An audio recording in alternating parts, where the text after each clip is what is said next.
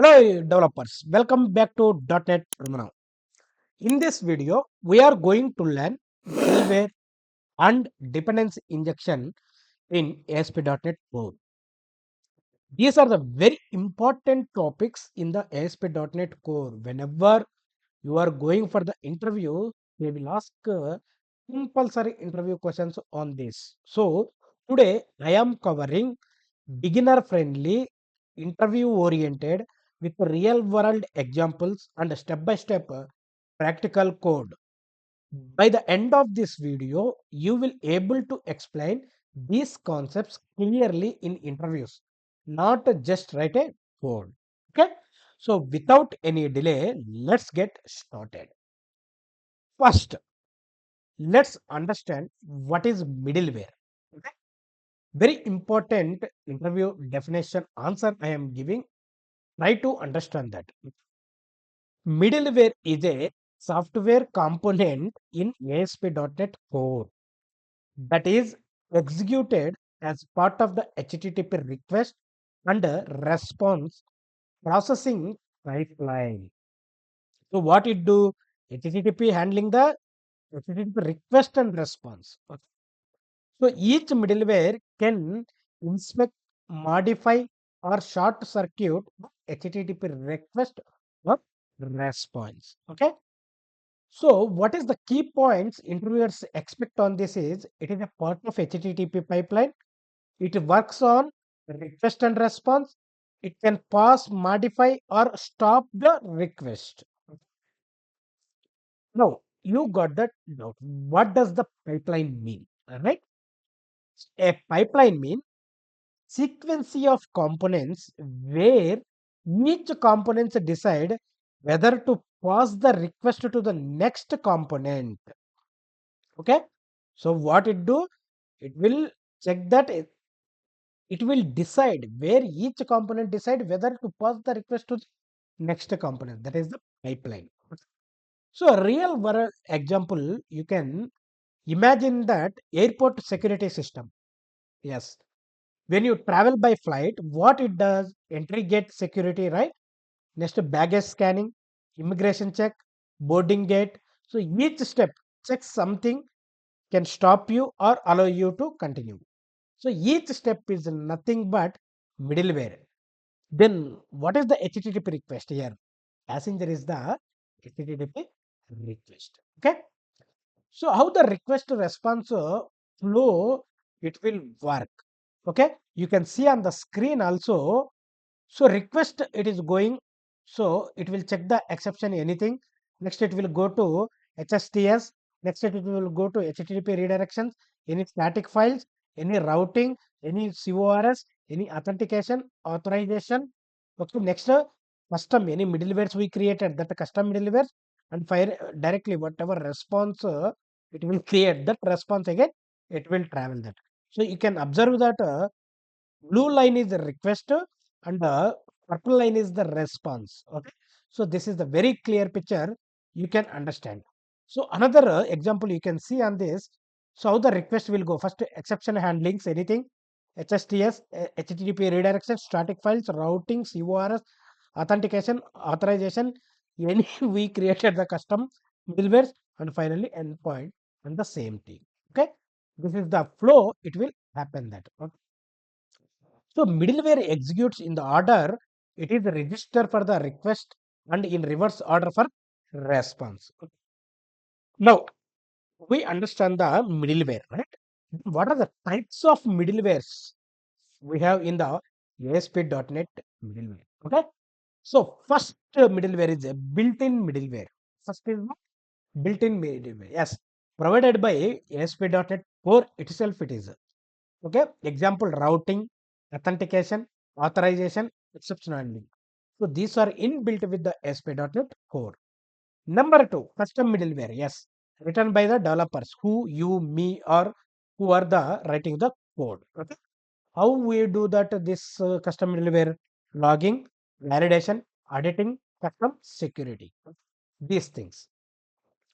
Now we will see how we can create the custom middleware practically. Okay. So now what I do is I create a class called logging middleware. Okay. I am going to solution explorer. Here I create the just one class. Okay. So logging middleware. So I created the a class. Okay. I have already some code. I will paste this and I will explain you. Okay.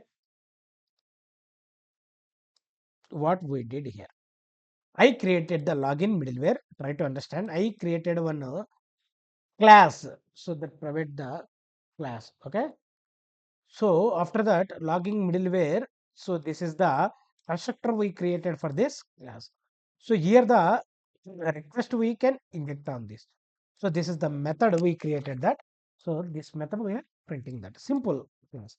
So here I do any middleware? Nothing, right? So this is one class we defined that. Okay. Now where we need to define this? So here request delegates represents the next middleware. Okay, you always remember. Request delegates represent the what is the next middleware.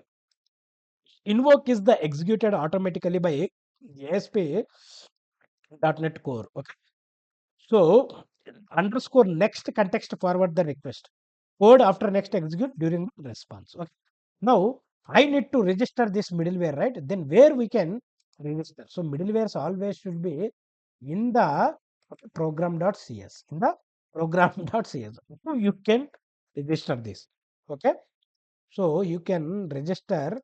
So authorization here you let register app dot.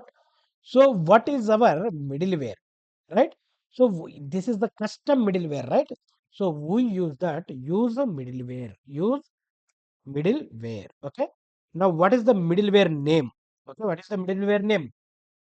So logging. So let me copy this. So we need to take there is same namespace, right? Okay, we can use this logging middleware. Okay. So after this, you can close this. So this is the way we inject the middlewares. Whatever you class you taken, right, that should be injected here as a middleware. Middleware must be remember that registered in program.cs. So order is very critical, very important. Okay. Now, so very important point of interview question. If a middleware does not call underscore next, whatever we have you see right here. So what will happen? So if it doesn't call this, so you can call this. So what will happen? It short circuit the pipeline and stop for the process. Okay. So that is very important. Hope you guys understand the middleware very clearly. Okay. Next, we will go the dependency injection. What is the dependency injection? So it is based on the interview definition. Listen carefully. Dependency injection is a design pattern where the responsibility of creating and managing object dependencies is delegated to the framework instead of the class itself. Okay. So I hope you guys don't understand because we used like high level language on this, right? So don't worry, we will use that. Okay. So what I said, dependency injection is a design pattern. Okay. So what is the responsibility of creating and managing the object dependencies? Okay, is delegated to the framework instead of the class itself. Means without creating any object, it will automatically create based on the class itself. Okay, so that we will see that. Okay, object life cycle how it is managed by the framework itself. Okay. So previously, if we want to create any object, right, in Golden, like MVC, those things and all, what we do is generally we will create like this. Suppose there is a order class I created, public, okay, class order, okay. So order class I created. So in this, if I want to create for this, we are creating like this. Yes or no? So order service and all for that object. So what is the problem with this? It is a tightly coupled. hard to unit test, difficult to replace implementation. Yes or no? Because everything we are injecting here. But with dependency, how we can do is it is very easy. So I am just commenting this control KC. Okay, so just to create on this, see, you see that how it is easy, how it is easy. Then where we create this is we need to create a interface here, we can create on this. So now you understand order controller, we create a constructor, we are just injecting that, we are just injecting that whatever interface we create, right? That interface we can create this. So in DI promotes loosely coupling, testability and maintainability. Okay, you always remember that. Okay. Now, how many dependency injections we have in our ASP.NET code? Okay, so we already discussed this in my previous one, complete dependency injection. Here I am telling high level.